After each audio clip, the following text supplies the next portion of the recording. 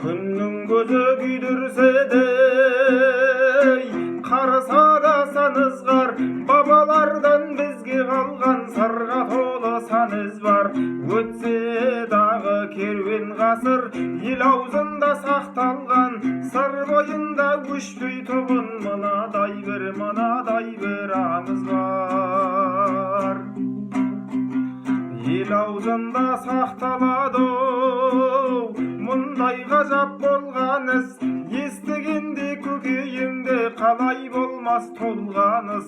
Дарияға жақын маңда өткен ерте заманда сыр бойында мекендеп тау бір айбарлы жуан мойын жолбарыс.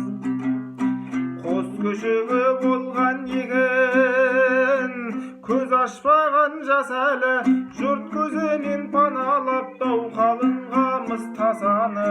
Сол қос күшік қаз басып көтерген соң бауырын ертіп алып суға қарай асады.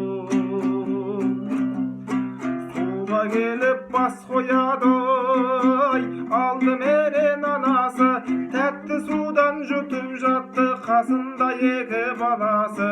Бір кездері көтеріліп су астынан ән жайын, апыр топыр болды лезде дарияның жиегі.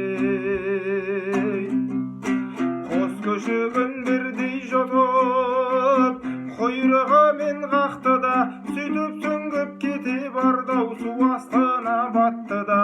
Жолбарыста іле шала қойып кетті артынан, сәлден кейін деме жетпей атып шықтау жағаға. Жолбарыстың өтіп жатты қайғыменен сан күні, мазалайды жанды қоймай жолбарыстың таң мұңы. Қайғы қасірет ішін өртеп кек алмақшы болды да, жатып судың жағасында нән жайынды аңдыды.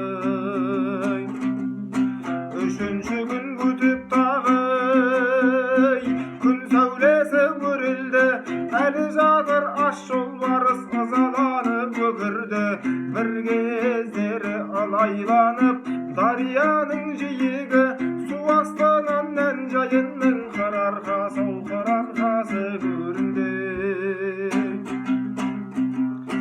Жолбарыста ыңғайланып күшін жинап сақтырдау, жыртқыш қойыл өз басынан өткізген көп тапқырды.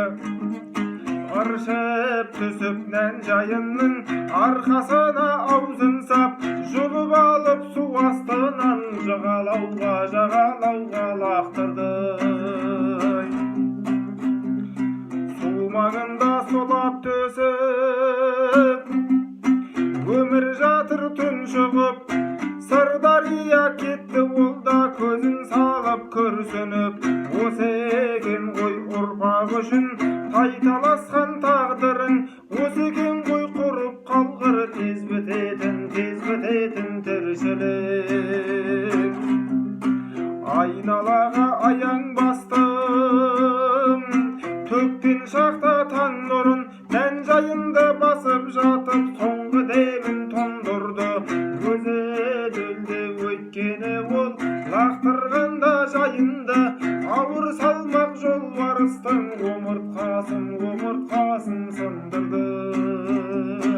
Көзі дөлде өйткені ол лақтырғанда жайында, ауыр салмақ жолбарыстың омыртқасын